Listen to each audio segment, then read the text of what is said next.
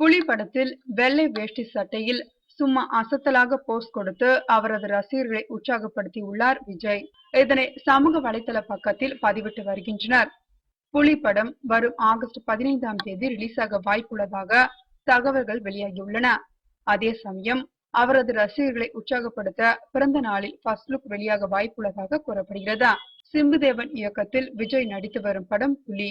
பிரம்மாண்டமாக தயாராகி வரும் இப்படத்தில் ஸ்ரீதேவி, அன்சிகா, ஸ்ருதிஹாசன், சுதீப் உள்ளிட்ட பல்வேறு நட்சத்திரங்கள் நடித்து வருகின்றனர். தேவி ஸ்ரீ பிரசாத் இசையமைத்து வருகிறார். நட்ராஜ் ஒளிப்பதிவு செய்து வருகிறார். பி.டி. செல்வகுமார் மற்றும் தமின் பிலிம்ஸ் இணைந்து தயாரித்து வருகின்றனர். புலி படத்தின் முதற்கட்ட படப்பிடிப்பு சென்னை ஈசிஆர் சாலையில் நடைபெற்றது.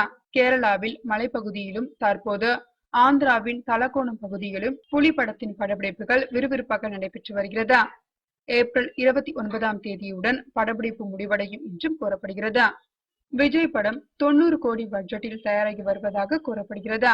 இந்த படத்தின் ஒரு பாடலுக்காக 5 கோடி ரூபாய் செலவில் பிரம்மாண்ட செட் போட்டு படமாக்கியுள்ளதாகவும் தகவல்கள் வெளியாகி விஜய் ரசிகர்களை உற்சாகப்படுத்தி வருகிறது.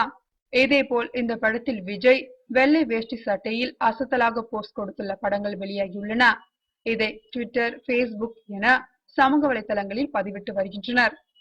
விஜய் நடித்த படங்களிலே புலி பிரம்மாண்ட படமாக தயாராகி வருகிறது.